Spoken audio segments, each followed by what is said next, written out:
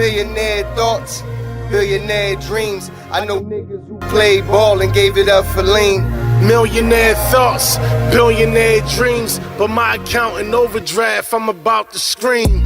Rich man greed, A poor man prayers, every man bleeds. but look how God made us. Too many losses, it's only right that we win. Yeah, I made a promise I'm never gonna lose again. Yo, what's going on? It's your boy SL550, and this is the N.G.L.A. podcast, where we talk about politics, sports, a little bit of this, a little bit of that. Before we start, man, make sure y'all like, share, comment, and subscribe to the channel if you are not subscribed. I do appreciate everybody that does pull up on me. And, you know, I ain't go live yesterday. It's been a long week, been doing a lot of overtime. I'm just an average guy like yourself out here working, making a living. And, you know, I be doing a little bit of a lot. Sometimes too much. And yesterday I was drained. I had to get some sleep, but I had to make sure. Honestly, I got off work today. I didn't even go to sleep yet. I really, you know, I do my best to be consistent, and I wanted to do a video. So, plus it's been a lot going on, and it's time to get some updates going. You know what I mean? So we're gonna tap in with RJ Talks. If you're not subscribed, make sure you go check out his channel. He is going to fill us in on everything that's going on with Trump meeting with Putin and how the media is trying to sabotage the whole meeting and try to make it look like it wasn't a good thing. The meeting didn't, you know, like Putin made him look bad when that really wasn't the case at all, for real. And we're going to talk about that. Also, we're going to tap in with Officer Tatum, and we're going to talk about this whole D.C. Crackdown and get his perspective, and I'm also going to give mine. And then we're going to end it with this video that's been circulating across the whole internet. Everybody is talking about Dr.Umar Jahnson, and he made a video basically. I just been seeing little clips of it, but I didn't actually watch the video because, you know, I want to watch the videos with you guys. So we're going to tap in and watch that video and talk about, we got the internet going crazy right now about Dr. Umar, because I guess everybody like is, you know, assuming or looking at Dr. Umar Jahnson like he's a fraud and he be scamming and, you know, just another black dude out here trying to get over. And we're going to see if that's the case or not. But I wanted to, I seen a couple people talking about it, but instead of playing their videos and reacting to what they talking about, we're going to react to the video ourselves. But let's start it off with RJ Talks, and we're going to tap in with him and talk about this whole Trump-Putin meeting and a little more. Let's go. It is Friday, August 15th, and President Trump wrapping up his Alaska summit with Vladimir Putin, accomplishing what Putin says is a path towards peace after extremely productive talks with President Trump, and in a very rare moment, even speaking English in front of reporters. Wait till you see this. The two leaders meeting for the first time in years, Putin admitting this war never would have happened if Biden weren't president. History was made today, and it was nothing like Trump's Helsinki meeting.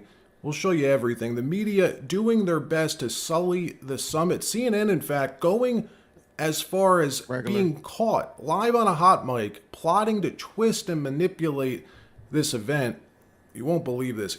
And when things like that happen, we gonna see what they were saying, but I feel like that's just God's way of saying, you know, we trying to give y'all the truth, and a lot of y'all not catching on, and so we gonna give y'all a little bit. You know what I mean? And I be so happy when things like that do happen, when they get caught slipping because they lie so much.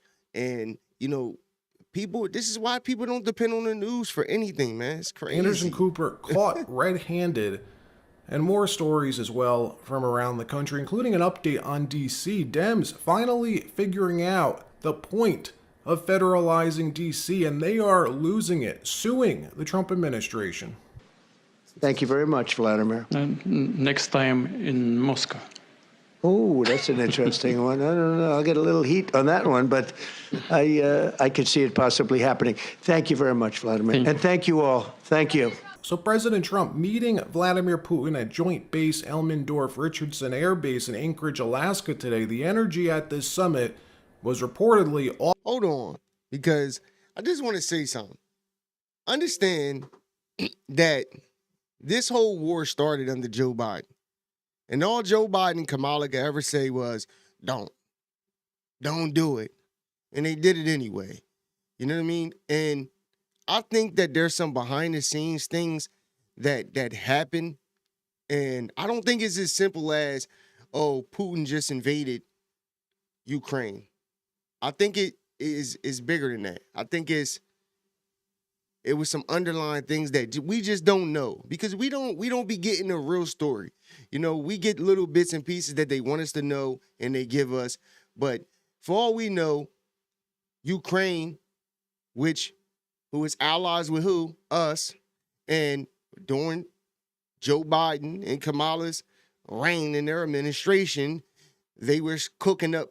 Because think about it. Look at all the wars that were happening under her. And under Joe Biden. Like, that's not a coincidence, man. Like,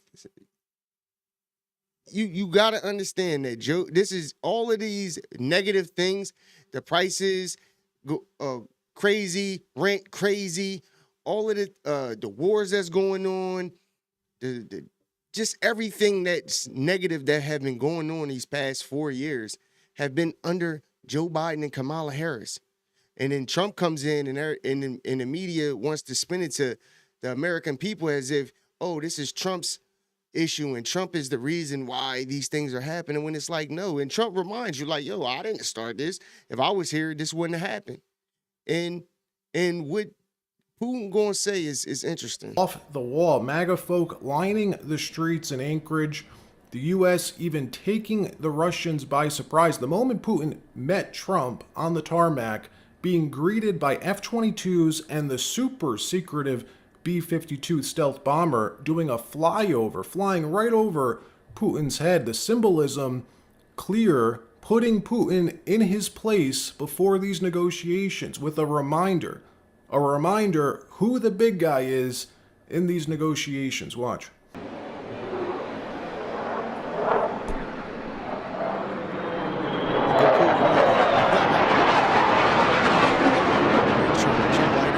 Trump holding this meeting for one reason, to seek peace, to try and find an avenue, any avenue to end this war, a war that never should have happened. Like Trump always says, this is Biden's war. It never would have happened if I were president. Well, Vladimir Putin admitting this at the press conference in front of the world, saying this war, all of it, thank President Joe Biden for, that he informed and warned Biden personally many times that you'll leave us, Russia, no choice if you do this. Watch.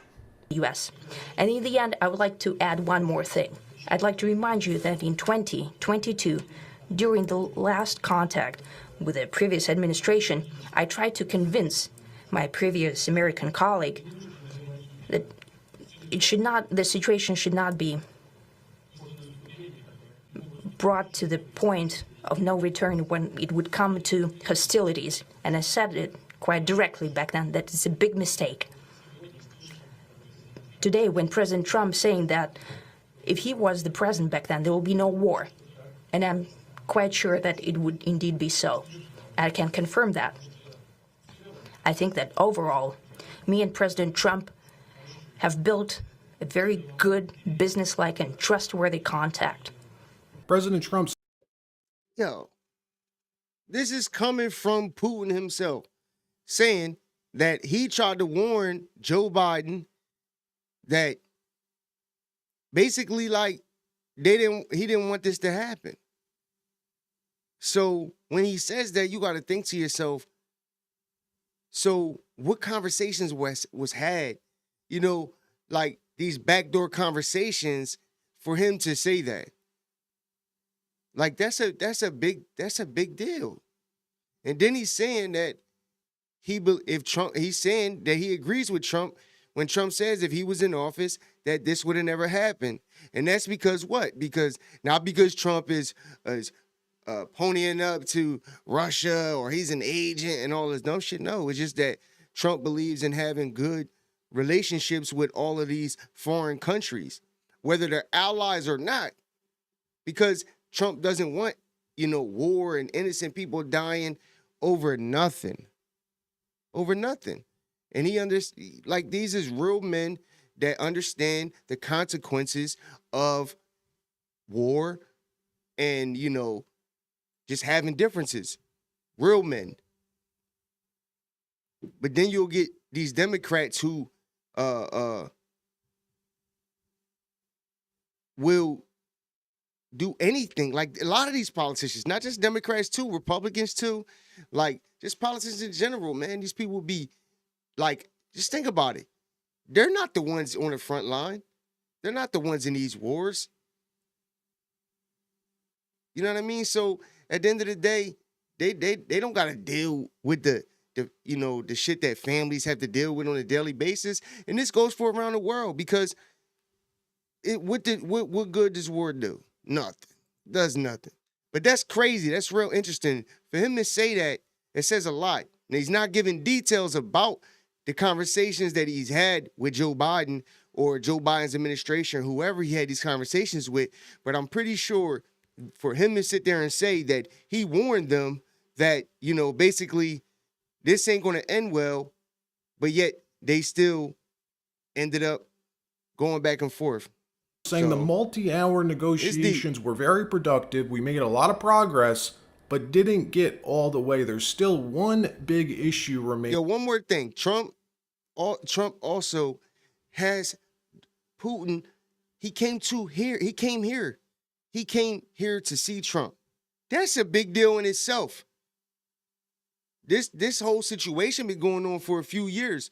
You haven't seen Joe Biden meet with Putin not one time. So that even says a lot about Trump's character. When he had the president of North Korea, he went and met him in I think Singapore or something like that. But he went and met him with him. He understands having these relationships with, even if they're not our allies, with these foreign countries is a good thing. He wants good relationships with other countries. Very quickly, I'm going to start making a few phone calls and tell them what happened. But we had an extremely productive meeting, and many points were agreed to. There are just a very few that are left. Some are not that significant. One is probably the most significant. But we have a very good chance of getting there. We didn't get there, but we have a very good chance of getting there. I would like to thank President Putin and his entire team, who I know in many cases, other than that, whose faces I get to see all the time in the newspapers. You're almost as famous as the boss, but especially this one right over here. But we had some good meetings over the years, right? Good, productive meetings over the years, and we hope to have that in the future. But let's do the most productive one right now. We're going to stop really 5, 6, 7,000, thousands of people a week from being killed. And to be clear, should Trump pull this off, achieve a peace deal, or even a ceasefire, and convince Putin to give Ukraine back some of their land, not all of it, but just some of it, that alone would be a massive foreign policy victory, probably the largest foreign policy victory since the fall of the Soviet Union. Even Trump's political enemies admitting this, that should Trump achieve this, they would personally nominate him for the Nobel Peace Prize. But if he could bring about the end to this terrible war, where Putin is the aggressor. Hold on. Oh, I didn't see this coming. Bruh. Hillary Clinton. How convenient. How convenient. Right after all of these things is coming out about this whole Russiagate situation. Hey, for Hillary Clinton. Hold on, let's see what you say. Invading a neighbor country, trying to change the borders. If he could end it without putting Ukraine in a position where it had to concede its territory to the aggressor, had to, in a way, validate Putin's vision of greater Russia, but instead could really stand up to Putin to make it clear there must be a ceasefire, there will be no exchange of territory, and that over a period of time, Putin should be actually withdrawing from the territory he seized in order to demonstrate good faith efforts, let us say, not to threaten European security. If President Trump were the architect of that, I'd nominate him for a Nobel Peace Prize. Bruh. Hillary Clinton. Yo, bro, these motherfuckers, I'll give it to them, bro. They know how to play the game, bro. Yo, one thing about Trump loved getting his ego stroked. And I know he was smiling seeing Hillary Clinton glazing him all crazy. Oh, I will nominate him for a Nobel Peace Prize if he could. Shut the fuck up. Yeah, she's the same one. I showed you the video where she was like, we came, we saw, we killed, or some shit, whatever she was saying. Like, bro, get the fuck out of here.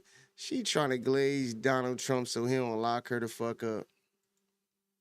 Hey, yo, they is crazy. I ain't see that coming. I ain't even gonna hold you. Hillary Clinton. Who else gonna come out? Barack Obama? Hold on, man. What the hell's going on? What the heck? Oh, all right, here we go. I'm like, what the hell did I just do? Hey, yo, that's crazy. Hillary Clinton glazing Donald Trump. Not only glazing the nigga, she said that she would personally nominate Donald Trump for the Nobel Peace Prize if he can stop this war. You know, with all her little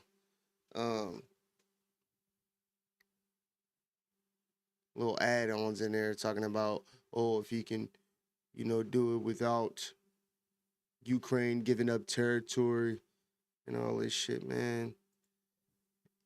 But I would second the nomination for a Nobel Peace Prize of Hillary Clinton for Donald Trump, if in fact that happens. But I see the chances of that being next to zero. Media, though, doing their best to sabotage this summit. CNN even heard on a hot mic discussing their plan to twist and manipulate the headlines to discredit the summit. Leave it to CNN. That's crazy. A conversation between Anderson Cooper and Jill Dougherty they thought was private, them discussing how they can use the visuals from this event to easily write articles, they said, about Trump applauding Putin and rolling out the red carpet for him. Complete disgrace. Watch. It goes. He's given honors, so to say, come here. This is a get-out-of-jail visit for him. And this is a big, big deal. And it's extremely important for Putin domestically. Yeah. Yes. This will play really big. Legitimizes I mean, the him at American home. president actually applauds. I can hear it. See the articles now. That American president applauds Putin as he arrives and rolls out the red carpet. Literally applauds. Let's go back to Jake in Anchorage. Jake? I'm fine. Just give me my show back. Show's back. All right, here we go. So let's go now to Senator Schiff, who we have here. Bruh.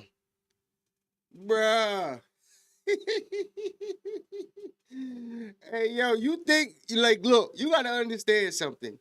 These media companies have big production. I'm talking about, paying the one, these motherfuckers be back there working for these networks. Do you think that the person back there who had the access to the mute button, Like, I got a mute button right here, right? So that was on mute. That's what they got. They got the big mute button, right? So I think that they did that shit on purpose, man. Somebody heard them talking and they like, oh shit, oh man, mistake hit the button. My bad. Look at this clown, Jake Tapper. Oh my God, he heard him too. That's hilarious, man. But it's true. This is what they do. It's like, listen, seeing this is not like, oh, word, yo, that's crazy. It's not crazy. This is what they do. Of course, anything good that Donald Trump does, they have to find a way to spin it and make it look, like he's like friends with Russia, or even if he is, so what? So what if he's cool with Putin? So what if he's cool with fucking Jim Kong-hoon? My bad for pronouncing. I ain't trying to be rude, but I just don't know how to pronounce the name. But, any of them, it doesn't matter. So what? Who cares? As long as the war stopped, the trade goes, markets open up, the economy start booming, people start getting jobs. Even with this whole D.C. thing that we're going to get into. So the fuck what, man? Like, my whole thing is at least he doing shit. But the media, this ain't no shocker to me. They do this all the time. Confirming for us what we all knew they do purposely twisting the truth to fit their narrative. And it was even worse inside the summit, inside the initial sit-down, when the press was allowed into the room for a few minutes. The liberal press began screaming at Putin. They weren't even yelling questions at him. They were yelling things like, when will you stop murdering Ukrainians? Stop the mass murder. Things like that. Just next level disrespect for the process. You're a U.S. reporter and you're standing 5 feet away from the two most powerful people on the planet, and you're screaming like an activist instead of a reporter. Watch some of this. Press. Thank you, press. Thank you, press. Thank you, press. Thank you, press. Let's go. Thank you, press. Thank you, press. Thank you, press. Let's go. Come on, guys. Come on, guys. Let's go. Let's go. Thank you, press. Let's go. Thank you, press. Thank you, press. Thank you. Now, Trump made it clear before this summit even started that he's not there to negotiate on behalf of Ukraine. He's there representing his own country, the U.S., and to try to mediate, try to exchange ideas, options, create an avenue, any avenue to stop the war. The goal, to convince both sides to a ceasefire, freeze the war, the fighting, and then continue talks to bring about a full and lasting peace. Meanwhile, Trump's crackdown on D.C. crime continuing. The White House releasing this video showing federal authorities arresting an activist last night who assaulted a federal officer 2 days ago. Watch this video they put out.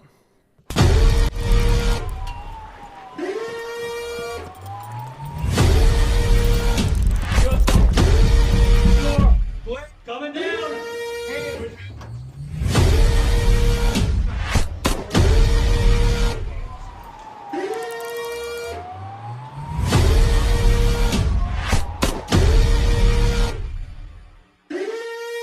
Dems now suing the Trump administration for federalizing D.C., seething that Trump's cracking down on crime.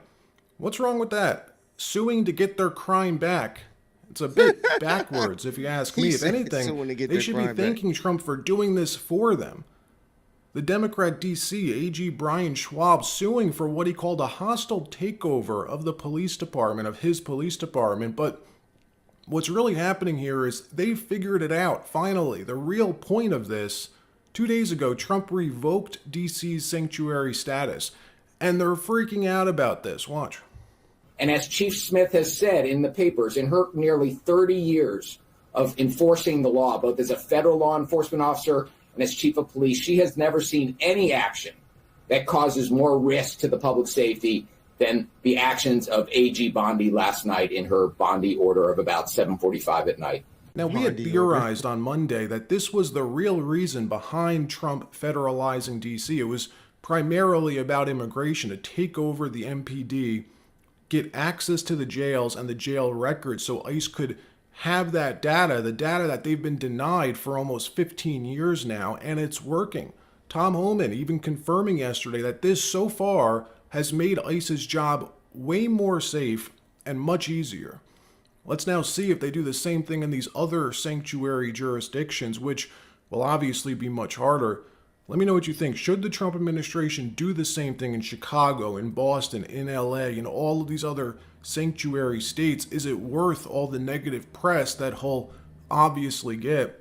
Let me know your thoughts. All right, that wraps up. Man, Trump used to that shit. He don't care about no goddamn. He don't care about no goddamn negative press. I'm like, what? That's all he get. He get 98% negative press. He don't give a shit about that. But him talking about this whole DC thing gets us into our next segment. We're going to tap in with Officer Tatum, and we're going to talk about this whole DC police takeover. Listen, at the end of the day, man, of course, all the black people are going to make it a racial thing. They're only going after black people and all of this. Listen, I got to call it like I see it. When you look at the statistics of crime, murders, homicides, right? Carjackings, home invasions, all of these different things, right? Crime happens within all demographics of people. That means every single, from Asian, Mexican, Puerto Rican, Chinese, black, white, fucking indigo, violet, it doesn't matter. Every race, some people do some crime. But when we talk about majority, right, there is a such thing as stereotypes. Some are bullshit and some are true. And the facts of the matter is, most of the crime that is committed in a lot of these, murder capitals and crime-ridden cities is by black people. So when you see them saying we're going to crack down on crime in Washington, D.C., right? Because this is specific to Washington, D.C., it's not going to be a shocker to see them arresting black people. It's just not. I'm just being honest. Like, I'm a former criminal. I understand this behavior. I understand it. I was once in it. I'm not proud of it. I'm not saying it to brag. It's corny. It's just corny to me. I'm just at a point in my life. It's corny. And at the end of the day, it needs to stop. We need to do better. But how do we do better when you got Democrat politicians that aren't doing anything but letting it happen and doing everything to keep, criminals on the street, keep illegal immigrants in your city? Look at all the families. Look at all the angel moms who lost their daughters to like crazy shit because of illegal immigration. All of the people, all of the mothers that bury their kids all the time. Just an innocent bystander getting shot in the head because they just at the wrong place at the wrong time. Like, come on, man.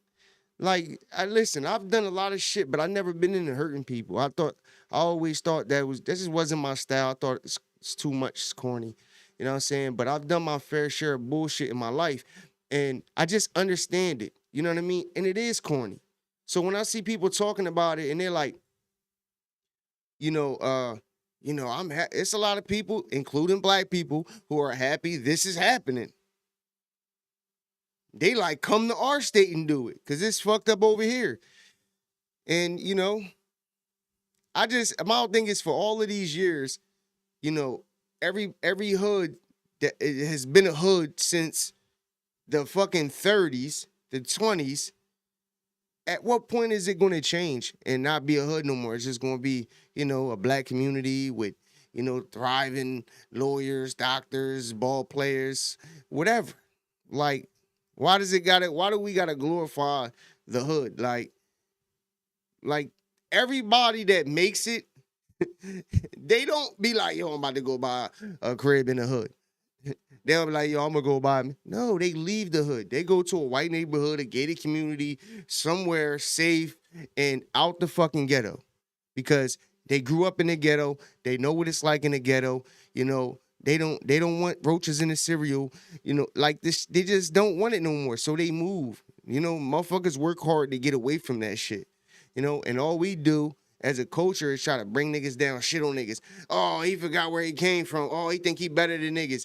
Oh, fuck that nigga. He whack. He ain't do this for me. He ain't do this. Like, weird shit. Weird shit. Getting mad at other motherfuckers because you a bum. Like, this whole, all this racism shit. Understand something, bro. And I'm going to finish with this and get into this video. Understand something. They scream racism all the time, right? Everybody, white, black, whoever, who gives a fuck, right? But understand something. Racism is not, nobody is born racist. Nobody is born a robber, a killer, none of that. Everybody is born with a clean slate. No sins, no nothing. Born perfect, right? In the sense of just like behavior and all of that, right? Racism, hate, all of these things are taught behavior, right? So if you're screaming racism all the time, it's because you were taught that the white man is racist. You know, that the white man is against the black man. The black man is against the white man. It's us against them. It's us against. That's what you were taught. Now, mind you, there was a point where it was like that, right? So it's natural to teach your kids like, yo, stay away from this. Or, you know, when you go in here, talk this way or be this way, right? But them times is over. It's 2025, bro. At this point, if you're teaching your kids to be racist as a white man, you're in the way. And you're fucking goofy. And if you're black, teaching your kids that, you know, when they get pulled over, be scared for your life because you might get shot, you're a goofy. How about you just teach your kids proper etiquette, talk with manners, stop bringing up the fact that they're black the moment they get pulled over, right? And just teach them to take accountability. That's what we need to start doing, you know? It's a lot to this shit, but just understand that racism is taught behavior. Anybody that's racist was taught that. They was taught to be racist. It wasn't, you know, oh, they just grew up and it was just like, you might have your half of a percent who just had the worst experiences ever with black people and they just don't like black people because of it. Outside of that, it is what it is. Let's get into this video, man. I'm talking too much. About that idea, what about the idea that this is, even if one supports this effort, it's a Band-Aid, right? It's not like hiring 500 additional cops in D.C. And I think they do have a staffing shortage in the D.C. Police Department. They need to fix that. My boy I Scott don't know what's Jennings. authoritarian about putting some extra eyes and ears on the street, getting criminals off the street to keep people from being murdered and carjacked. Nobody in their right mind believes Washington, D.C. is safe. And to say the president's trying to help us keep people from getting murdered and carjacked and we have to stop this authoritarian push, I mean, it's just sort of ridiculous rhetoric. These Democrats don't know what to do with themselves. Every time Donald Trump tries to do something, they reflexively feel the need to oppose it without thinking through the political implications for themselves. You think Democrats are taking the bait? Well, I think they're acting like idiots here. The city is crime-ridden. I saw a guy get murdered in Union Station in February at 4 in the afternoon. I saw the body hit the floor at the bottom of the escalator on the second floor. And so everybody who visits there, everybody who lives there knows it's a serious problem. You have extra eyes and ears. crazy. They've arrested criminals. They're getting illegal guns off the street. People feel safer. Tourists feel safer. What is the problem? All right. Now, let's talk about this real quick. People that live in D.C. already know what it is. Hold on. You can't find a genuine person in D.C. that say, Donald Trump is wrong for stopping crime. We're not just going to skip over the fact that Scott Jennings just said he's seen somebody get murdered at 4 in the afternoon. What? Yo, what the fuck, bro, is going on? Donald Trump is wrong for getting these knuckleheads out the street. Donald Trump is wrong because I won't get carjacked today because the carjackers are going to jail. Nobody's saying that. Nobody's saying Donald Trump is wrong because the streets are safer. Not like no human being in the right mind believes that. Let me give you a couple statistical data points. Juvenile arrests are down 20% in 2025, but still high violence. 200 violent charges, and 50 carjackings. Like there's 50 victims of carjacking. Carjacking is when somebody steals your vehicle by force. This is not you in the house, you come out your car gone. Oh, what happened to my car? No, it's like somebody uses force against you to take your vehicle. That is traumatic. And although some numbers have been trending down, why would there be carjackings in the capital city or the district where the president has the authority to take over the police or the National Guard and, I would say deploy the law the way it is supposed to be? The numbers and the short staff that they have is not applicable if the president can do something about it. And that's what he's doing. Why wouldn't you want to live in D.C.? That's a fact. Why wouldn't you want the streets to be safer?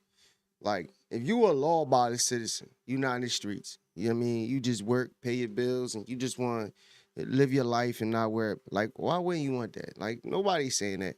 Only people saying that is poor people that's living in the ghetto who feel like, they're being attacked. Which, hey, man, I be like trying to put myself in people's shoes, but the fact that I was that person in them shoes, I just can't feel bad for these type of things. At the end of the day, I've been home for 4 years, and I haven't had no interaction with police at all. You know why? Because I stay out the way. Yo, now look, this is a fact, right? And I want to start incorporating my story into things. And I'm gonna say this. This was like literally 5-6 years ago. So I know for a fact that it's even worse now, right? But I cut hair when I was locked up for the last, I don't know, it's embarrassing to even say, but the last, I don't know, 3-4 times I went to jail. In the county jail, you got minimum, you got full minimum, medium, and then you got max. I've been in max the last 3-4 times I've been in jail, right?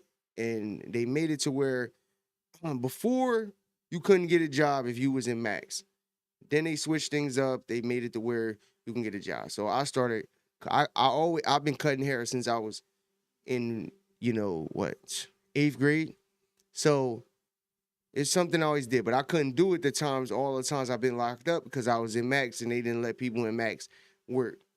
The last time I was in there, this was in probably 2019, not too long ago, excuse me. And long story short though, when I was the barber, I used to, cut a lot of young boys' hair that was in there. And I'm not going to say like I was like a preacher or anything like that, but I used to have conversations with them. They all fucked with me, because I used to give them a little game, but I ain't used to put it on them where it was like, come on, wait, man, shut the fuck up. Like, and I was a little younger then too. So, but I used to be like, yo, what you in for and shit? Because we was in the county, this is the county jail, this before you even go down. I used to always ask them like, yo, what you in for and shit? And all of these dudes was kids. They 18, 19, 20. It was more people older than that, but it was a lot of them that were in that age range. I'm not even exaggerating. Every one of them were in there for shootings. Like every one of them. Every single young boy that I asked what they was in for, they was in there for shootings, bro. Like, they took like NBA YoungBoy and all of these rapper niggas, and they taking that shit to heart. Like, they out here really drilling shit. And it's getting out of control, bro. Like, it's out of control. Motherfuckers don't fight no more, bro. They not fighting. Niggas going straight for the gun. Like, it's different, bro. And it's not a good different. It's a worse different. And at the end of the day, people can say racism all they want, but at the end of the day, it's just what it is, bro. When you do the statistics and you do the research, most of the crime is just by black people, bro. And it's not something I'm proud of. I used to be part of the statistic. I was part of it.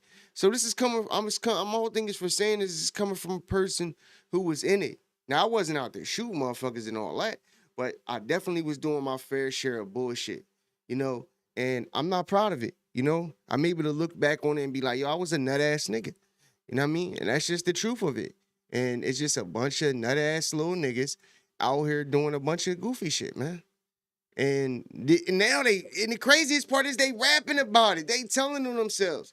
Motherfuckers out here catching bodies and shit, rapping about it. Motherfuckers out here literally rapping about the shit that they do. Man, hold on. Fuck that. I just seen a video the other day. These young boys, they young, bro. They gotta be no older than 19, 20, bro. Young boys got another young bull in the tub against his will. They all got guns pointed at him. They smacking him. The one bull, they say something to him. He get off. They like in a bathroom, and he get off the sink and he gun butt the bull with a big ass gun. I'm like, bro, that they filming it. What? How stupid do you gotta be as a criminal? Like, they don't even gotta do nothing. They literally just be like, go right on the book, Instagram, all that. And then they just popping up at your door. You getting locked up, you going to jail. Yo, these motherfuckers not even smart criminals at that, man. Motherfuckers need to hang it up, bro. I'm gonna tell you this, bro. This is a fact, bro. The street shit is done up. Not only is it whack, it's just done up, bro. Nobody's getting money. It's no organization. Everybody telling on each other. It's like, it's not even cool to be from the streets no more, bro. Like, and I make more money than niggas in the street. I know a bunch of niggas in the street right now, they broke as hell, bro. They broke as shit. Niggas out there selling all weed, Suboxone, all types of goofy shit. I still make more money than them niggas. Yeah, man, Well, fuck there's the streets. zero crime. Why couldn't it be like Dubai? Where in Dubai, there's not a lot of crime. Why? Because you're going to get towed up from the flow up. And then it says the youth now commit 21% of the shootings and homicides. I think this is the problem that people are seeing. Is like, but the youth, the next generation of young people are crazy and violent. It's getting out of control. All right, let's get to Al Sharptongue, because I don't want to bore you with too many statistical data points. Here we go. Let's get to Al Sharptongue and listen to what the mayor has to say, which, why do we got to be the ones that's stupid? Now, it's a bunch of stupid white ones too, but why we got the mayor of D.C. Why can't you have common sense? Why can't we put a sister in there that's smart? A sister in there that's genuine? A sister in there that have common sense? Why we gotta have somebody here like this? They make us all look stupid. Roll the clip. Than white residents and those with higher incomes. As they were last year, black women are among the most concerned, with 65% saying crime is a very or extremely serious issue, compared with 82% who said the same last year. Rev, I just bring this up just to say there are a lot of, I'll just say it, white progressives who you've talked about and I've talked about, who sometimes think they're trying to help certain segments of the society, and they have no idea where they are. Well, right now in Washington, D.C., black women especially are deeply concerned about crime in their city. And I think it would behoove the Democratic Party to figure out how to build a partnership with the president, with the mayor, to make Washington a more secure city for the 91% of Washington residents who are saying today that crime is a serious problem. How dare you talk Well, about it my goes to black the people. situation and problem that I've said to you, and you and I have discussed before, that people are talking for people they're not talking to. There is a concern among many blacks, if not most, and many residents in Washington, D.C. about crime. We have an office of the National Action Network there, so I'm familiar with it. I go in and out. I talk to the people that. You go in and out, and all you do is sell hope, bro. I got it. Al Sharpton, Roland Martin, Charlemagne the guy, all of them, all they do is sell hope. They ain't out there on the front lines trying to better the youth. They ain't trying to, do anything. Like, just keep it real with the community. Like, they just not, bro. All they care about is waiting for the next black dude to go through some shit with some white cops, and so they could pop out there and scream racism and try to get a little check. Work for Nan there, led by a black woman. But the question becomes how Trump is handled. Why do they always do? Like, my thing is, why can't it just be a woman? Why does it got to be a black woman, bro? This is the shit like that just keeps all of this stuff going. The first black woman, black people been on the earth forever. Black people have been on the earth since the beginning. How can black people possibly be the first at anything, bro? Like, what are we talking about, bro? White people, Spanish people, Native American people, all types of demographics of people have been on this earth forever. Forever, bro. And they talking about the first this and the black woman this. Like it's crazy to have a black woman or a black man in a position. Hold on. He was doing good. I ain't gonna spend too much time. He was doing good, right? I think the Morning Joe and them, they were doing good. They said the right things. Though. I felt like Al like Sharpton, he decided to at least admit that black residents are saying the things that they quoted a minute ago, that most of them are concerned about crime. Many of them black women raising the ones that committing the crimes. But people are genuinely concerned. Why can't you just let the main thing be the main thing, Ref?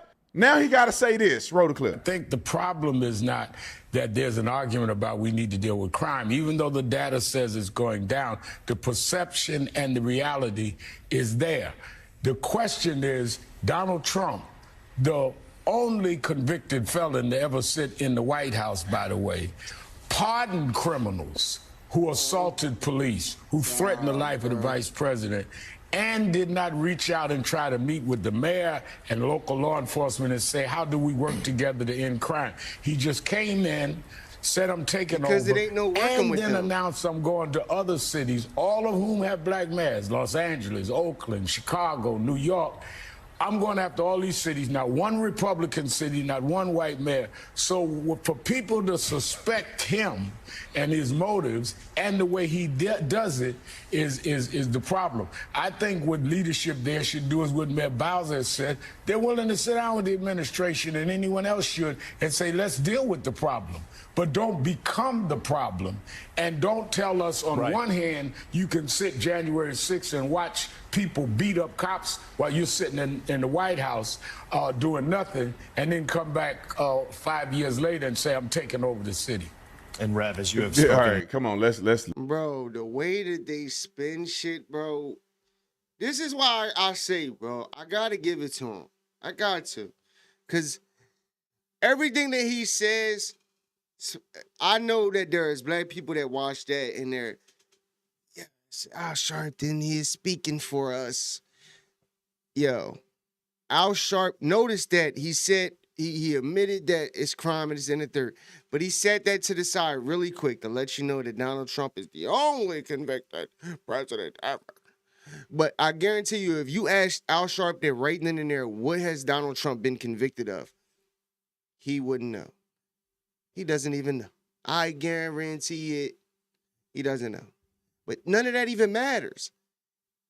But they frame it as, oh, he's taking over Washington, D.C. Bro, there's no sitting down with any of these Democrats. And Donald Trump knows that. He knows that. Trust me. You've seen what they did when he had that event, and none of them was standing up, none of them was clapping. Even for things that they so-called support, they weren't clapping for. They already showed their hand, which is we're going to do, and they've been doing it. They did it this last administration. It's everything against Trump. That's it. So anything he does, they're going to spin it. Man, I was talking to my boy the other day. He said he was joking or whatever, but he was like, yeah, what's up with your boy Donald Trump, bro? He was like, but this the thing. I knew he was serious about, because he brung up, I was wondering when they was going bring in the martial law and take over and this and that. And I'm like, all right, bro. Even like, all right, like, motherfucker be taking these conspiracy theories things too far, bro. Like out of control. And I'm just like, bro, at the end of the day, the White House is in Washington, D.C., right? So he is in Washington, D.C. He's the president. He wants to clean up Washington, D.C. And if he could I bet they're looking at it like, if I could clean up Washington, D.C. from homeless people. You remember in the interview I showed where the reporter said about the homeless people outside of the White House and things like that. You know what I mean? So, like, he wants to clean the streets up, bro. You know? At the end of the day, crime is always going to be in effect, just period. People, it's just, you know, that's been going on since the beginning of life for man. So, but if you could get it down to a point where it just becomes like, just corny, like that's all they gotta do is just, if a bunch of rappers start making being gangster and being street corny, right, and just being thorough, and like if you could just be thorough without all the goofy shit, the popping perks and sipping lean and doing this and doing that, because all of it is destruction. That's all it is. It's no benefit in any of it, bro. None of it. I did it all, except I wasn't into shooting people and none of that.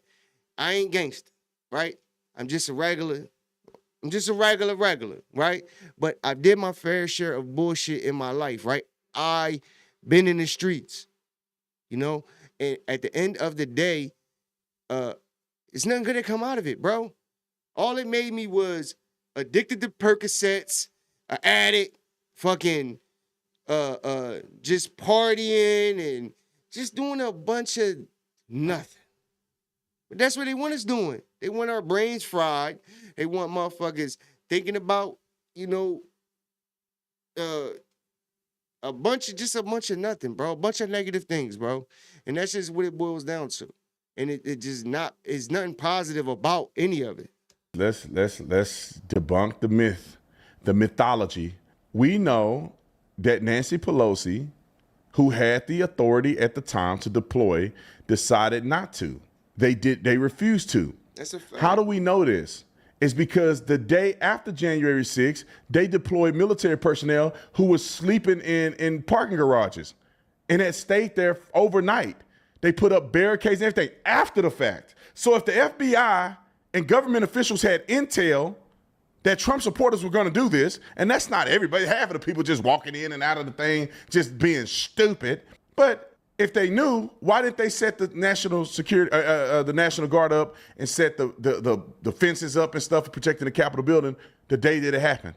We know, people, because they wanted it to happen. They wanted Trump to look bad. They instigated some of it. Some of the instigators didn't go to jail. And they act like every cop was getting beat up by these people. It was a few conflicts that had happened, and those people deserved to go to jail. Many of them went to jail. But at some point, time served, okay? They in there for 4 years, 5 years. Some of them didn't even do nothing. They just walked in the building and walked out. So don't give me that bull shenanigan about, well, Donald Trump is doing the right thing, but we don't like the way he did it. Well, cry me a river, bro. It's like it's like if somebody made me $10 million in my company and I'm complaining about I don't like the way they did it, even though the way they did it was legal. Who cares, bro? You made me $10 million. Let's talk on that point. Thank you for helping me make some money. I don't care if I don't like the way you did it. You helped me make some money. I don't care how you made the streets safe. Did you do it legally or you did it? Okay, the streets are safe. Let's keep it that way. Now let's listen to some black residents and let's listen to what the black residents have to say. Because a lot of times they try to make it seem like all black people think like Al Sharpton and the mayor, and they're all confused and they don't know why Trump did it. And I think Al Sharpton made a good point when saying they're talking for people and not to people. Because when you talk to people, this is what you hear. Let's roll the clip. Let's talk to a couple people. Let's see what the black residents talking about. Roll the clip. What's up, y'all? Check this out. Listen, to all my homies, man, everybody in D.C., man, listen. I don't know if y'all been paying attention, but check this out. Man, they got the National Guards. They got DEA. the FBI, Park Police, Capitol Police, D.C. Police, all working together. Trump got these on a mission. So what I'm saying to y'all is now ain't the time in my city, in D.C. I don't know about nobody else. He ain't do that nowhere else. But it's a state of emergency in my city. So all I'm saying to you is now ain't the time to be riding around with guns and drinking and smoking weed. You know what I'm saying? Now ain't the time, bro. This ain't these next 30 days is gonna show a lot of shit for and that's because it's like this because the youngest keep tipping, bro. We can't go nowhere without them. We can't go nowhere without them doing it up. 9 or 10 of them, they robbing, shooting, and you know what I'm saying? Like, my get tired of that shit, man. That's true. They get tired of that shit, man. There's no points in it for that, man. Now this is where we come to a state of emergency. You hear me? D.C. is under emergency. The Metropolitan Police Department has lost its custody for 30 days. Now Trump about to get in here and start roughing shit off, man. They already started. They done came through the yo 2 or 3 times already. They done pushed up on my man yesterday, wasn't doing nothing. Pushed up on him. They is not playing out here, man. So if you want to get a football number now, keep doing that dumb shit. Keep doing the shit that y'all doing, bro. Y'all making it, come on, bro. We gotta do better, man. And I'm not just saying it's for the YNs, bro. It's for the YNs too. Yeah. Listen, if you got certain motions, man, now is to curtail that shit a little bit, man. Because if they catch you, they f***ing you over. And ain't nothing nobody else can do about it. I'm just being real, man. Y'all, man, stay up. Pay attention, man. Going on right now. I like a little bit what he said. Yeah. He's still stupid. Yeah. You go do drugs, just kind of slow down. Now stop doing crime. Stop doing drugs. Yeah. Stop being a fool. That's it. That's it, bruh. Right. You want to live? You want to be free? Stop being a fool. Let's listen to the rest of them. Roll it. I don't know if I should be saying this on the internet, but as someone who lives in D.C., people in D.C. do not really care that Trump deployed the National Guard. Most people are quiet or like, or are literally like, thank God. The only people I've seen outraged are people from other states. People in D.C., quiet. I worked in a local election a few months ago. Mind you, this is a place that voted 90% for Kamala. And by far, the biggest issue for people was crime. People didn't care about anything else. People were going ham. I went to so many forums and people were like, what are you gonna do about these kids? Lock them up and throw away the key. My personal favorite was, if they wanna play with guns so much, send them to Afghanistan. A lot of you probably are sitting there thinking a few different things. Number one, you're probably thinking is, oh, this is... Yo, just think, right? When I look at her, she's not a chick name. Like, I don't see her hanging around a bunch of ghetto bitches in the hood with the around the way niggas and all that. I don't see it, right? And the thing that she said is these badass kids. So she talking about the young niggas, man. Just what it is, bro. Motherfuckers do gotta tighten up though, bro. Like, I'm just saying, this what I be telling the young niggas is, and if times that I had conversations, I tell them like, look, you know, I respected the ones who kept it real. Like, man, I'm going back out there doing the same. Cool. I know he ain't nobody, you know, that we could build, I could build with. Cause he ain't trying to hear nothing nobody talking about. Cool, right? But there is some niggas that you just know, motherfuckers just be out there doing the most or, you know, falling on hard times. The only thing they know how to do is to go do some bullshit or whatever the case may be. But I be telling motherfuckers, listen, that street shit is done up. Just period.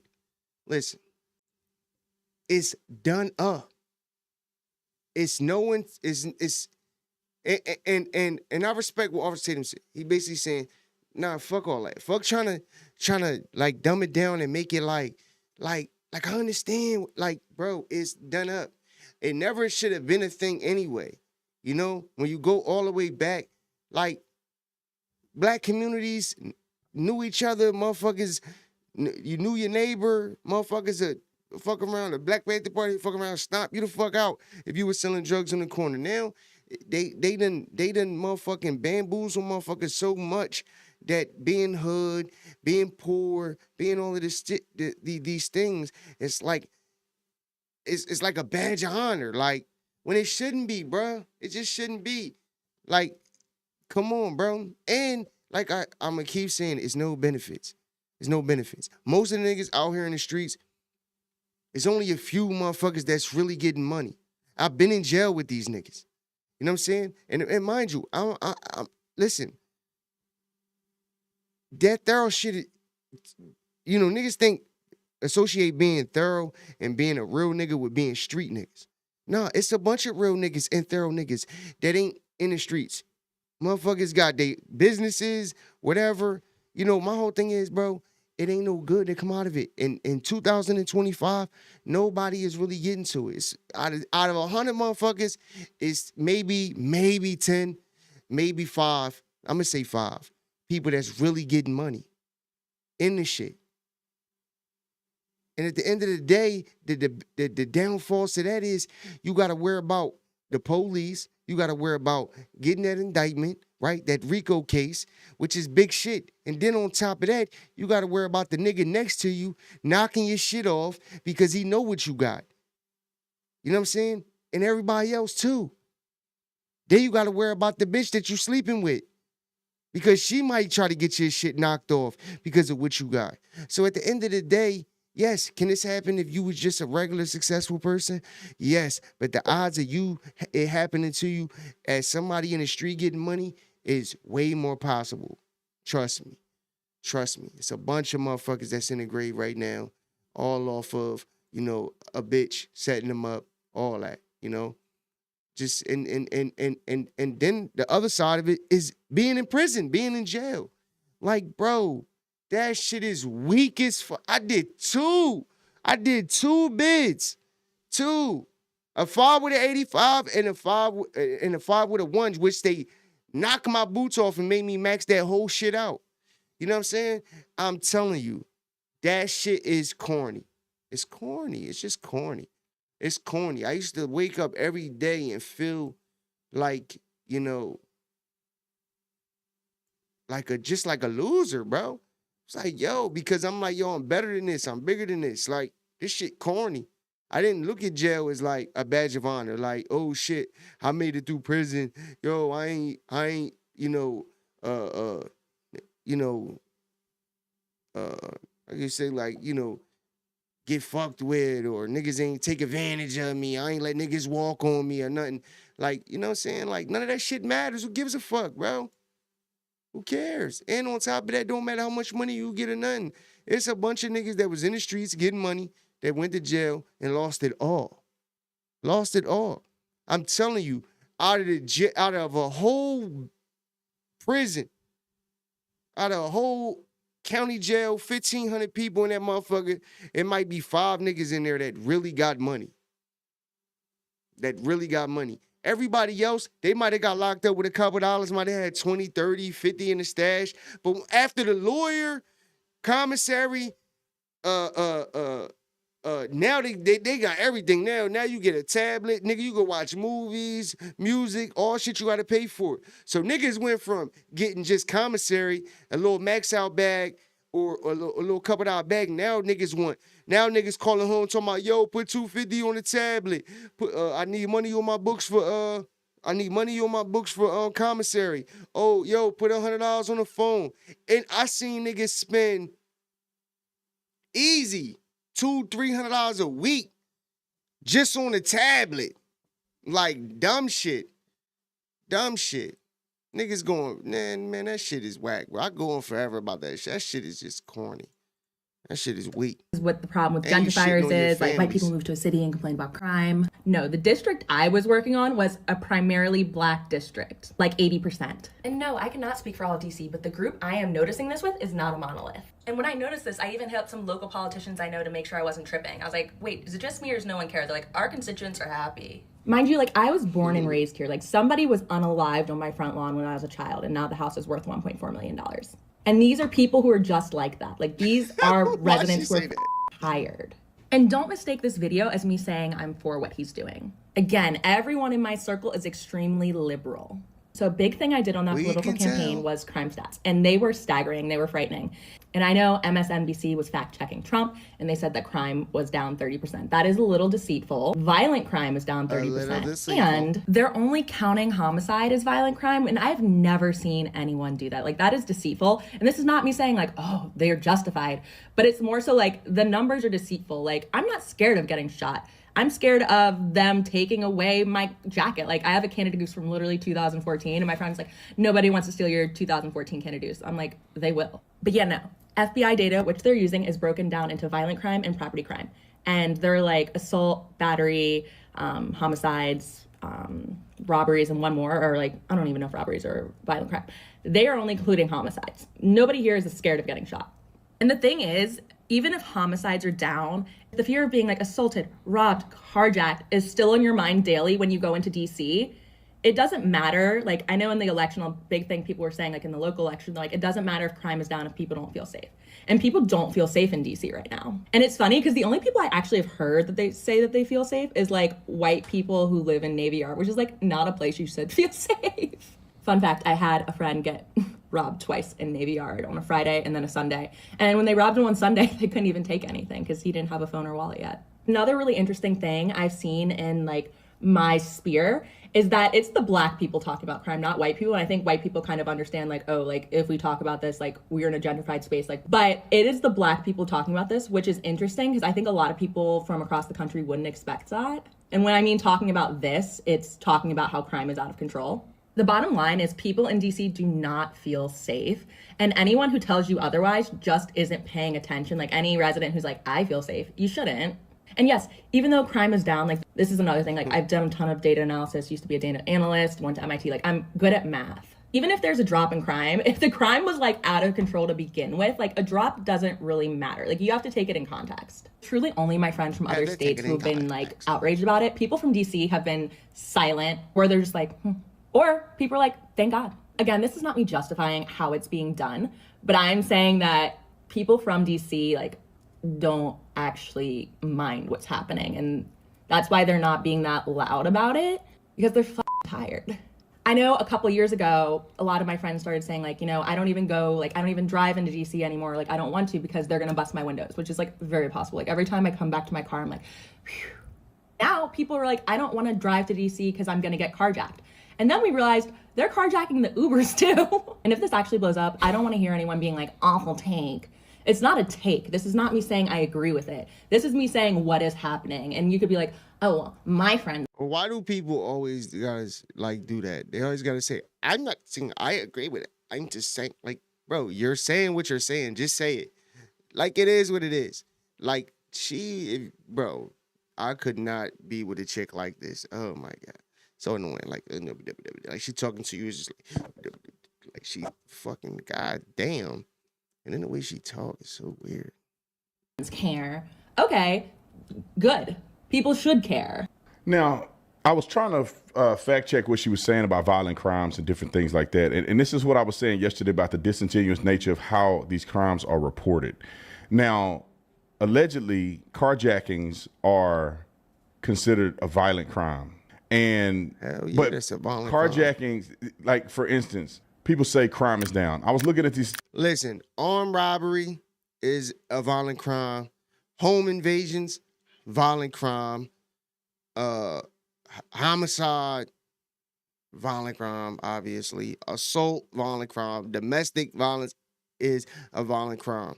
Like assault, battery, violent crime. They're all violent crimes. Statistical data points, and every statistical data point that I'm seeing, whether it's genuine or disingenuous, is pretty much saying that crime is down. It says overall crime is down 7%. Now, do you think the average person is feeling a 7% drop in crime? No. A person is not feeling a 7% drop in crime. You don't feel the difference in crime if it's 7%. 7% is not a lot. And then you go down here, it says violent crimes specifically is down 26%. Now, this is where the problem happens, because violent crime is a lot of variables included in that, right? It says homicide is down 11%. That can be one shooting less this year than last year. Well, or 2-3 shootings less this year than last year that involve multiple people who were killed, makes the crime rate go down a percentage. But the fact that 300 people, or how many other people that die every year is insane, especially in a small city, especially because most people that are affected are people of color. The sex abuse is down 50%. Now, sex abuse is another one of those crime statistics that has a lot of variables to it. Because if people are getting abused but not reporting the abuse, that does not mean abuse isn't happening. That just means people are not reporting the abuse. So therefore, criminals are still committing the crime. They just don't statistically cover it. So I'm not saying that that's the case, but I'm saying you got to look at these things, and you look at the residents who are lamenting that crime is out of control, and you look at stats and you go, well, why doesn't the stats match what the public is saying? And that could be because the stats are not consistently representing what it should. Assault with a dangerous weapon is down 20%. Robbery is down 29%. Burglars is down 19%. Motor vehicle theft relatively flat, only slight changes. Other thefts down to 6%. And like I said, people aren't feeling that. Because violent crimes are down don't mean that other crimes are down.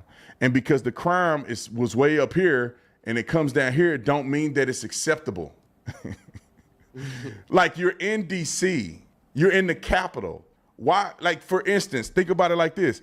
I live in Scottsdale. Where I live at, crime is, I don't know how much crime happening here. Murders, I don't know, maybe every 5 years somebody get murdered or something. I don't know. I don't see police officers nowhere.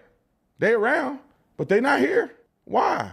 Because it's safe. I can walk around at night without my gun, even though I won't, but I could. I could leave my door open. I leave my keys in my car. I do whatever I want to do. Our community is safe. Why can't residents in D.C. afford the same safety and security as I would in my community? Is it a rich or poor thing, right? If you don't have a lot of money, you got to live in poverty and be unsafe and getting robbed every day and having shootouts on your street. And if you got money, you have the privilege of not being around the mess. I don't think that's fair, because we all pay into the system of taxes that helps with public safety. So to be honest, we all should be afforded safety, at least relatively equal. But they want to be mad because they don't like the way he's doing it. Well, look, it's crazy to me that we would even argue this point. Let's go to some other residents that are saying the same thing. The crime is out of control here. Roll the clip. Hear from city leaders and others that crime is actually down. Are you seeing that? No, I'm not seeing it. We're seeing carjackings, the violence in the communities. So we were advocating then for the National Guard to come out, but they said there was no need. But think about how many lives could have been saved just having them on the scene. And Asia says still to this day, she's not heard from one detective about those crimes committed against her family. Now, for Tempe Satcher, another D.C. resident, her son B.J. was gunned down in a random drive-by shooting on the way to work 2 years ago, and she does not feel that crime has calmed down. Crazy. Just today, a young lady was shot over on 15th Street in Northeast D.C. Does that seem like crime gone down? With all the things that are going on with our president, sending the National Guards out, I don't have a problem with that personally, because if MPD can't do it and they need help, then I'm glad they're able to get the help. Come on, y'all. We got another one. All right, let's go to the last gentleman. We played him on the other show, but I think what he said was pretty interesting. Roll the clip. Man, down the city is quiet as a church mouse, man.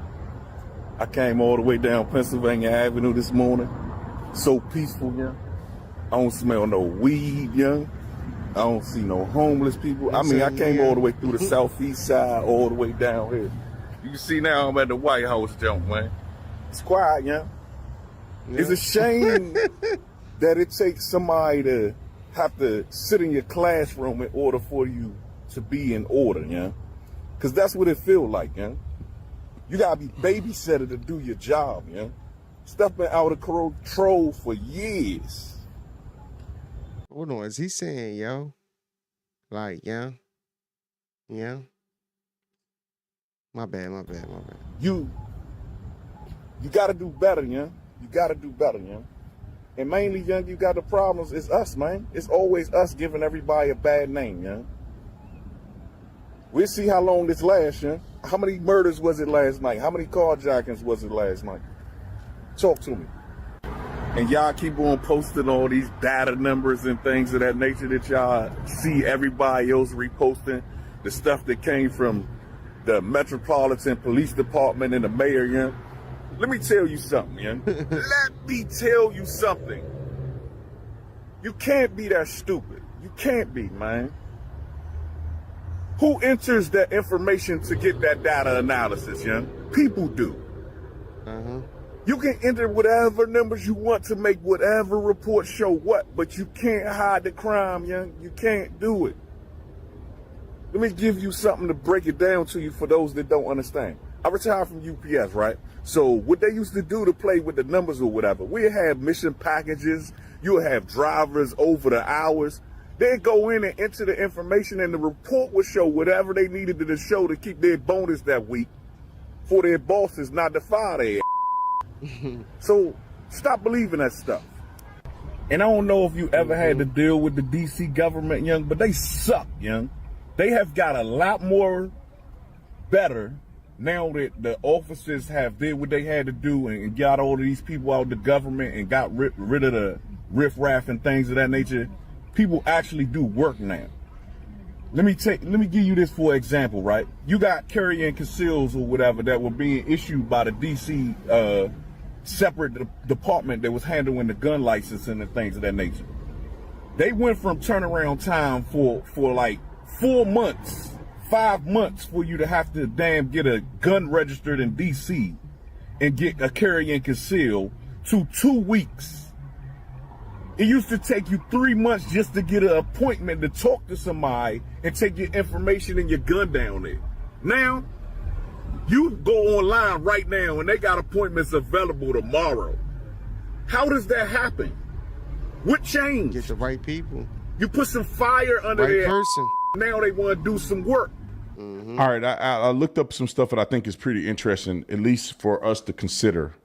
Like I said, right now I don't have any evidence, and to be honest, the city leaders aren't articulating what they did to make the. All right, so we're gonna end that. We're gonna end that. If y'all want to check the rest of the video out, go to Officer Tatum channel. I fuck with Officer Tatum though. Some things he be saying, I'll be like, you know, he start talking about the Muslims and all of this stuff. It'd be a few things that I don't agree with him with, but for the most part, man, his content is solid. And you know, the thing I respect is if he's wrong about something, he gonna say he wrong. He gonna say he was wrong. He gonna apologize. Because that's what you do when, you know, when you fuck up, when you say something that's not true or you know, some other information came out that debunks what you said, you know, that's one thing I could respect about his content. That's why he one of the guys I watch, along with Barry Cunningham, RJ Talks, Stephen Gardner, Victor David Hanson, you know what I mean? Davis Hanson. I always say, I don't know, where the fuck is David at? Like, why I keep saying David? But yeah, man. But like, yo, the fact of the matter is, bro, you know, they cracking down in D.C. specifically right now. Are they going to incorporate it in other states? Maybe. You know, my thing is this, man. I ain't worrying about it because I ain't doing no crimes. So I ain't worrying about it. They can roll up on me all they want. I'm going to be like, what's up? Hey, you got anything on you, sir? Just this. Sorry, sir. I'm sorry. My bad. But yeah, man, I'm not committing no crime, so I don't care. You know what I mean? And it's just funny how you'll have a bunch of people talking about especially these politicians and all of that who live in these, you know, luxurious homes and live in these high-rise apartments and they got security details. It's easy for them to get on the media and get on these news stations and act like what Donald Trump is doing is horrific and is, you know, is detrimental to black people and only black people, you know, when all he's doing is just trying to clean up the crime in the cities. You know what I'm saying? And it's, you know, the fact of the matter is, if it was white people who committed the most murders and all of this stuff, it'd probably be white people, to be honest, that it be having the same issues. But I don't think it's just black people they fucking with. You know, I could be wrong. I don't know. But the fact of the matter is this shit is happening regardless. So if I was you, fuck all the trying to push the shit to the side.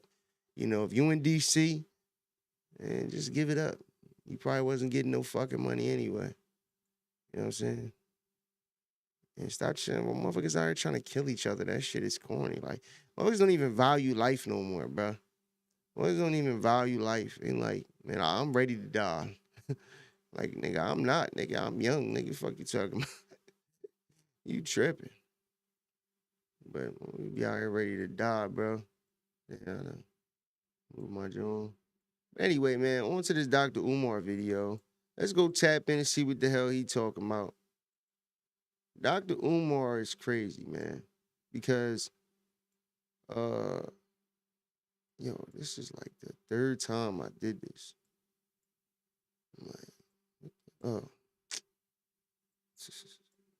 But Dr. Umar, I just don't like the whole Pan-Africanism thing and all that. Like, look, bro.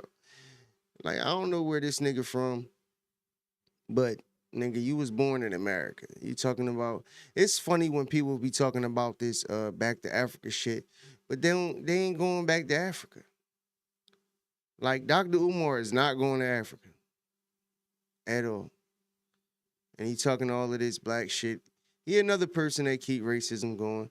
You know, he'll make it like, no, I'm just speaking for black people because we need to stick together and we need to do this and we need to do that.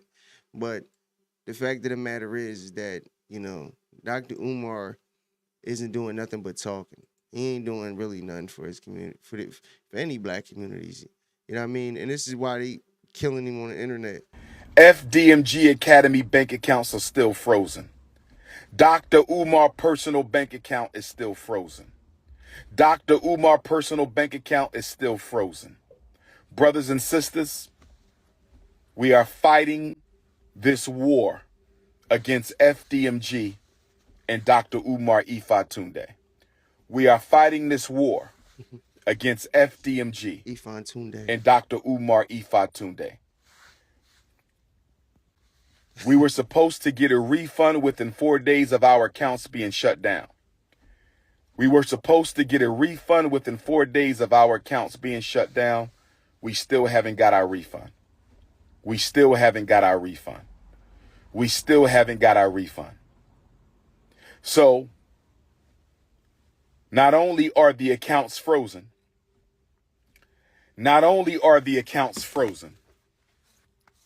make sure y'all hit my Venmo and my PayPal. PayPal.me/Umar the Psychologist. PayPal.me/Umar the Psychologist, or tap my Venmo. Text me for the links to donate to FDMG. Text me for the links to support Dr. Umar. 215-989-9858. Like, my thing is this, bro. Is this a money grab, like, to try to get people to feel bad? They froze your accounts. My thing is this. If you get your bank accounts frozen, they have something. They have something. I don't know what it is, but they have something that has to do with money. And you, that's making them freeze your accounts. So it's something that you got going on. Maybe with these donations that you asking for, right? And this school, right? I heard Dr. Umar talking about the school years ago. He been talking about building this school for probably like almost a decade, to be honest with you. And this school still ain't pop up. I think it's supposed to be in Delaware. This school still ain't happened. But now the account's frozen. Now the accounts is frozen. And now they fucking with. Just see what else he got to tell me. 215-989-9858. He coming like a preacher. You know what I'm saying? Like, that's my thing. Coming like a preacher. You know what I'm saying? I'm gonna hit you with the word, and I'm gonna give you the word, and then I'm gonna pass it. You know, now it ain't no collection plate. Now it's, you know, hit the Cash App, hit the Venmo, hit the PayPal. Like, sound like a fucking preacher. On August the 5th, brothers and sisters, On August the 5th, the city of Wilmington, Delaware,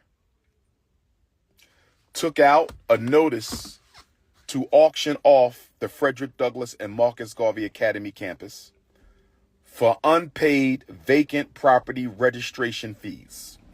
I repeat, on August the 5th, the city of Wilmington, Delaware, took out a lien to auction off the campus we bought, the campus we've been working on for 6.5 years. I was not notified of this. We were not notified of this. This past weekend, without an email, this past weekend, without a letter in the mail, this past weekend, without a phone call, the city of Wilmington put a notice on the door handle of both of our schools, informing me that if we don't pay the past due vacant property registration fees and outstanding utilities by the 25th of Black August, they will sell our campus. Brothers and sisters, can I ask you a question? Hold on. Before you say this, it sounds like you backed up on bills with this campus that is not open for black boys. And they coming for their money because this property, now, mind you, I don't really like property laws and all of this shit.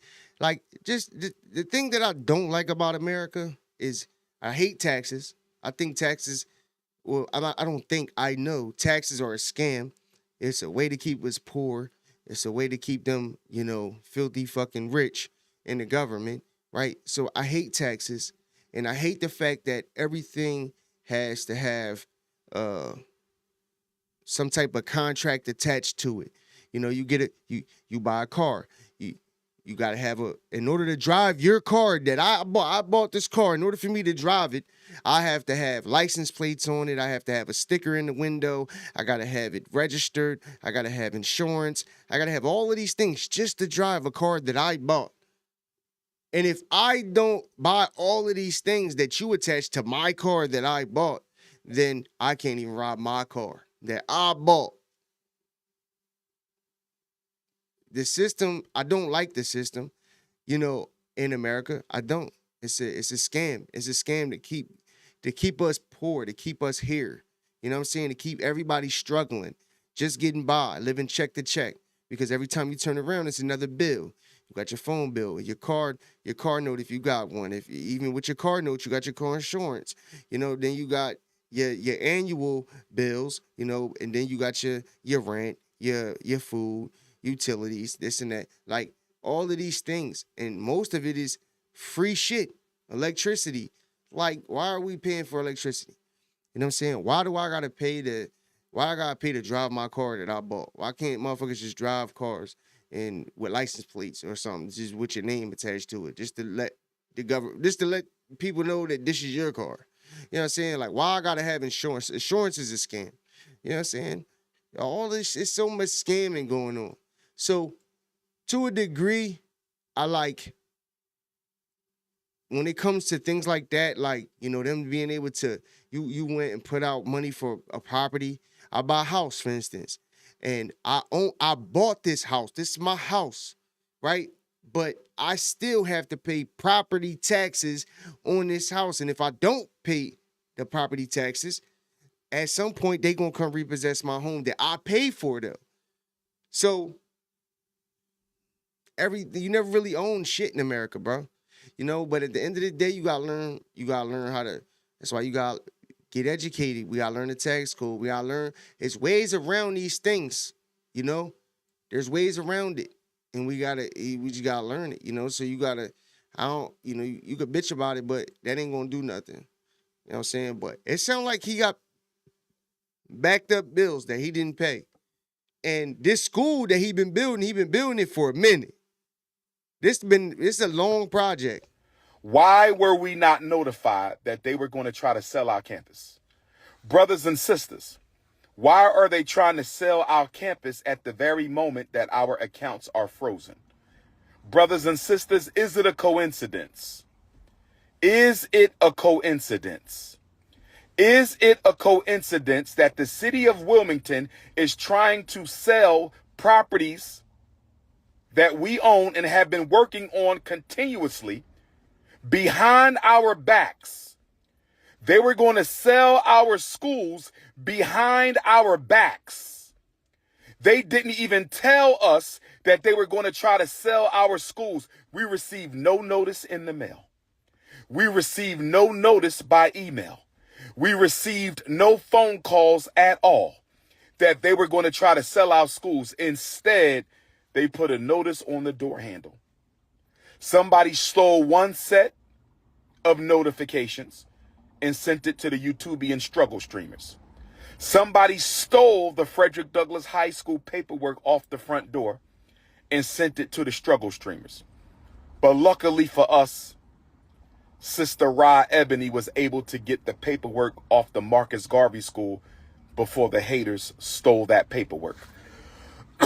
I believe, brothers and sisters, and please let me know your opinion.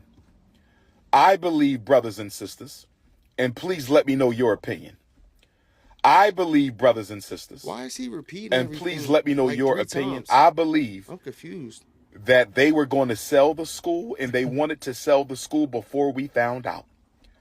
I believe that they wanted to sell the school before we found out. We were not supposed to know that they were going to sell our school. Why do I? Yo, my thing is this, right? If you are consistently working on this school, right? Because this the part that's not adding up. They said that the reason you got this notification was because you had unpaid registration, some type of registration fees or something, or utilities too. You had some type of bills you weren't paying that you were backed up on before they froze your accounts. And then you said they consistently, hold on real quick. Oh, I'm tripping. You said that they consistently, he said that they consistently have been working on these schools. So if you have been consistently working on these schools, how are they going to go behind your back and sell the school without you being notified about schools that are yours, that you're working on, allegedly, that you're trying to get off the open or whatever he's doing. So I don't know if it's one school or multiple schools, because he just said that a lady was able to go to the Marcus Garvey School.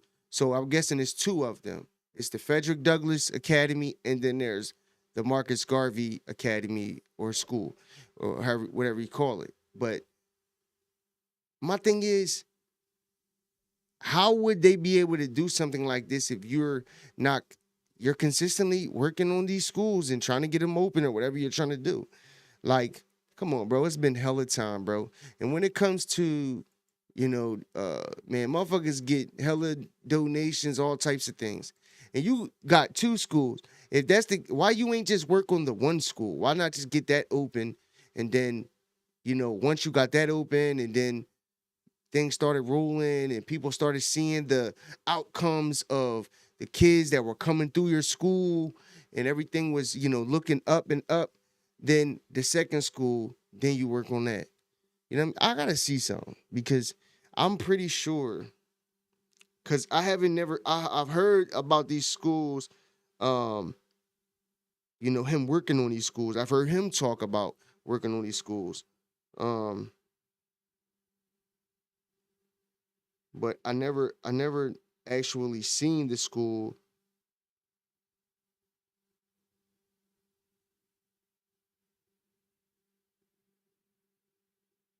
Let's see.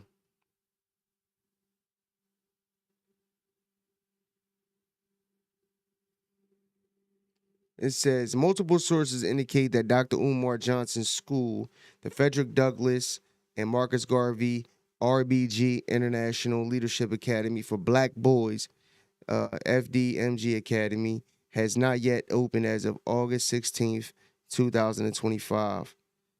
It says, here's a summary of the situation. No schools in operation while Dr. Umar purchased a building in Wilmington, Delaware in 2019. The FDMG Academy has reportedly never operated a licensed or functioning school, or no, operated as a licensed or functioning school. It has enrolled students, faculty. It has no enrolled students, faculty, staff, accreditation, or licensing through the Delaware Department of Education. Repeated delays and excuses.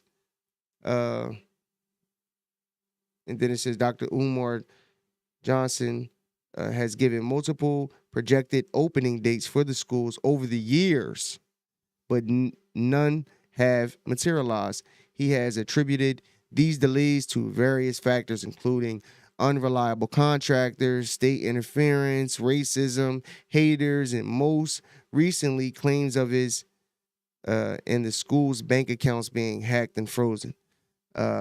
Is facing auction, ongoing fundraising. Despite the delays and setbacks, Dr. Umar Jahnson continues to raise money and solicit donations via Cash App, PayPal, and mail contributions, often during live streams and public speaking appearances. In short, while Dr. Umar Jahnson has a physical building for the FDMG Academy, he has not yet opened as a functional school, and its future remains uncertain given the reported financial and legal challenges. Mind you, this everything I just read was from AI. Everything. And you know that this is all facts because this has been a repeated thing with this whole school situation with Dr. Umar. And it said as of August 16th, which is what? Okay. I don't gotta say it. So this is all information from when this started all the way up until now with the current situation that he's talking about in this video with the frozen bank accounts and all of that. So through all the fundraising, donations, all of these things, these schools never open. It was a money grab, bro. And that's what it's looking like. Listen, some of these things start out to, as a great idea, right? And then, a motherfucker ain't never really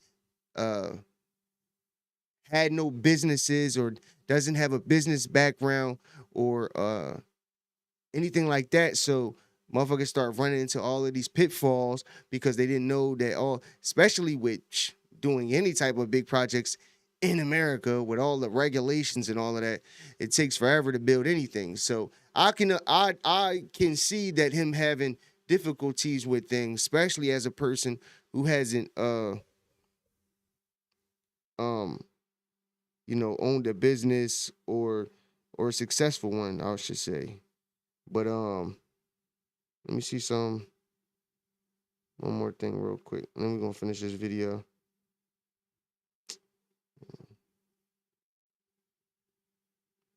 Yo, I love AI, bro. People be talking shit about it, but I fuck with it heavy. Hold on. So basically, no, he doesn't have no. He just works as a certified school psychologist, but he has always said that he is a certified psychologist or he's a psychologist or something like that.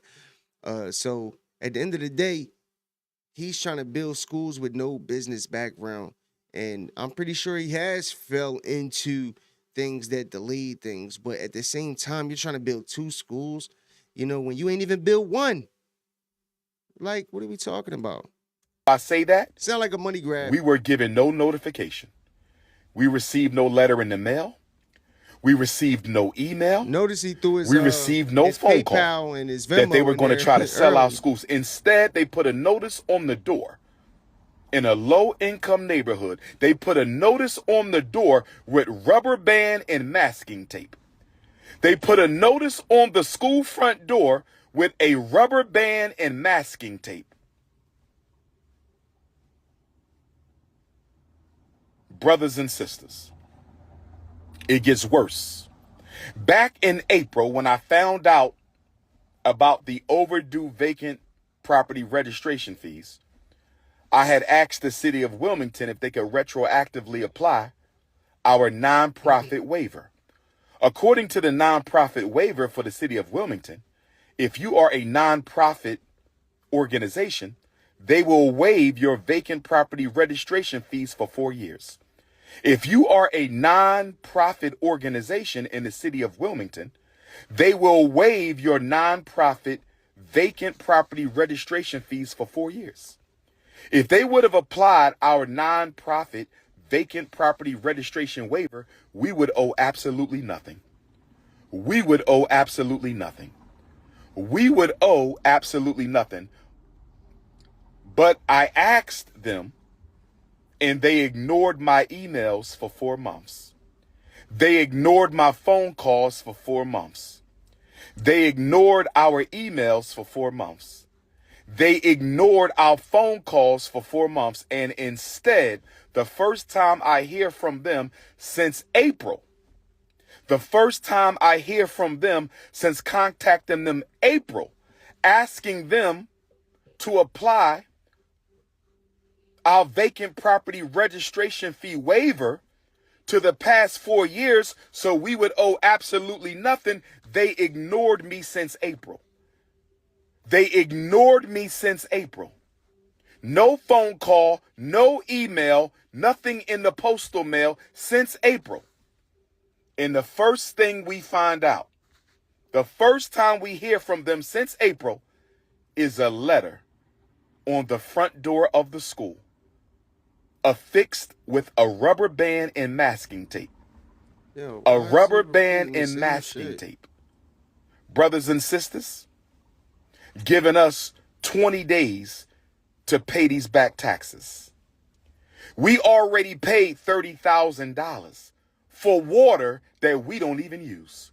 We just paid $30,000 to the city of Wilmington for water that we don't even use. And now we got to pay another $30,000 for vacant property registration fees that we shouldn't even owe because we should have a waiver. We should have a waiver. We should have a waiver. And it gets worse, brothers and sisters. It gets worse because they are raising the vacant property registration fee.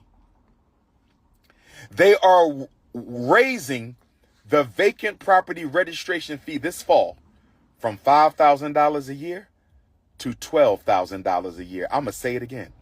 They are raising the vacant property registration fee this fall from $5,000 a year to $12,000 a year. Brothers and sisters, I want y'all to get ready for a protest. I want all FDMG donors and supporters to get ready for a protest. We may have to march on City Hall, brothers and sisters. We may have to march on City Hall because of the racism.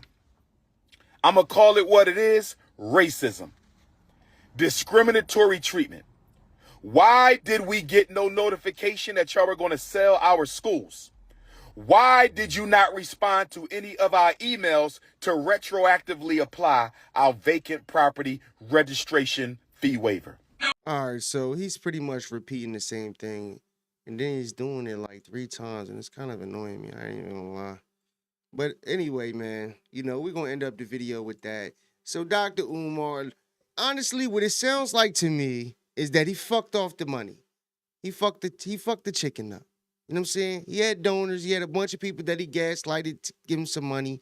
He went and bought a little property. He had a nice amount of money. He was doing the math. He said, you know, we got about, you know, 400,000.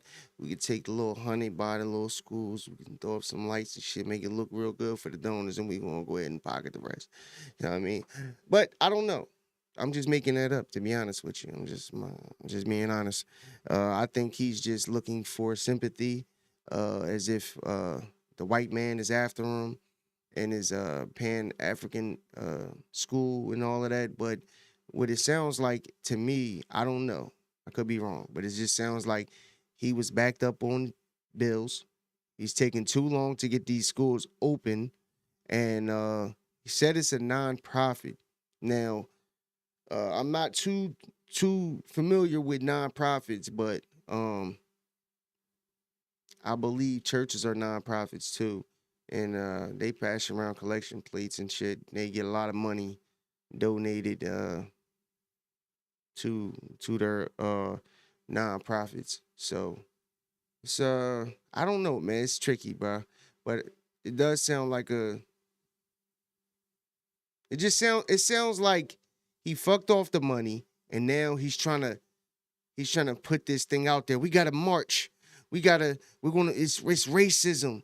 Look at them. They're attacking me because I'm a black man. But it just sounds like it sounds like the setup for letting people down. Right. All the people who were waiting for the school opening, this grand opening, and they the mom who donated her last little $500, the granny that donated her last 20, to his school and all of that. Like, it sounded like he about ready to let them down by saying they took our schools. It wasn't my fault. I didn't fuck up the money. I paid the bills. I had the schools ready to go and ready to be open, but they stopped me, and then they did me dirty, and they sold my school without me knowing about it. Bro, they don't even sound right, bro. I'm just being honest, bro. But if y'all want to check more about that story with let me see what this guy's name is. But he actually went into I'm not sure this guy's background. I do want to check the video out myself though, but I ran across it. But he's going more in detail about this whole Dr. Umar situation. Let me find it. Where's it at? I just had it up. All right, here we go. All right, his name is Lenon Honor, Lenon Honor, Honor, on YouTube. He has a whole joint. He got a picture of Dr. Umar on there, and it says scam Umar delete scam video. So yeah, he goes into way more detail about Dr. Umar and his whole thing. I'm guessing he's been following him. He probably been calling him out and saying that he's a fraud and he ain't really trying to, help the black community. I'm not sure. I'm going to check the video out myself, and maybe we'll chop it up. It was a long video, so I didn't really get into it. It's like a 3-hour video. So, if you want to go watch that, go tap in with him and check that out. But yeah, man, it's a good one today, almost 2 hours. Definitely hope that you got something out of the video today. Talking about Trump with meeting with Putin, trying to stop the wars, that whole, him sending the National Guard to D.C., trying to crack down on crime and all of that. And then Dr. Umar Jahnson, is he, let me know. Do you think he trying to scam? Do you think he trying to just get more donations, some sympathy money from people? Or do you think he's telling the truth? Do you think that they trying to undercut him and take the school from him? I don't know. All I know is I can't fuck with the whole, come on. There was a time when you had the Black Panther Party and, you had these, you had the Malcolm X's and the Martin Luther Kings, and you had, people who really stood on, real racism and real black issues that was going on in America and fighting for, black people to, have the freedoms that we have today. And Dr. Umar is privileged enough to have benefited from all the things that the Black Panther Party and people like Marcus Garvey, Bobby Seale, Fred Hampton, Martin Luther King, Malcolm X, all have went through and been through, sacrificed their lives for, most of them that I just said, and for us to have been afforded the freedoms that we have today and be able to get an education and, just do regular shit, bro. I don't fear for my life. The white man ain't trying to kill me. and I ain't waking up thinking about racism. But you know, outside of that, you know, I just can't get with that. That's why I can't watch none of his videos, because you know I watched a few of them just to check him out when I first kind of ran by him, and I was like, you know, he ain't saying nothing that I ain't heard before. But when you start trying to, you know, make it to where you're like trying to convince everybody that they, you know, if you're black, you shouldn't fuck with, you know, you shouldn't have a white wife, and you know, that shit is too far for me. But it's 2025, get over it. You know, you gotta learn how to, you gotta live. You know what I'm saying? I'm living. Fuck all that. But yeah, man, this your boy SL550. It's the N.G.L.A. podcast, man. Hope y'all fuck with the video. If so, hit the like button. Also, if you're not subscribed, please subscribe to the channel. Truly do appreciate it, man. It's going up slowly, man. The one thing that I do like is I feel like is getting traction, and that's what I care about. You know, it's going to take time to get it to where I want, but make sure y'all tap in with me tomorrow, man. We'll be live tomorrow a little later than I was today, but yeah, we're going to lock in tomorrow, man. It's your boy SL550. It's the N.G.L.A. podcast. I'm out. Millionaire thoughts, billionaire dreams. I know niggas who played ball and gave it up for lean. Millionaire thoughts, billionaire dreams, but my account in overdraft, I'm about to scream. Rich man greed, a poor man prayers. Every man bleeds, but look how God made us. Too many losses, it's only right that we win. Yeah, I made a promise I'm never gonna lose again.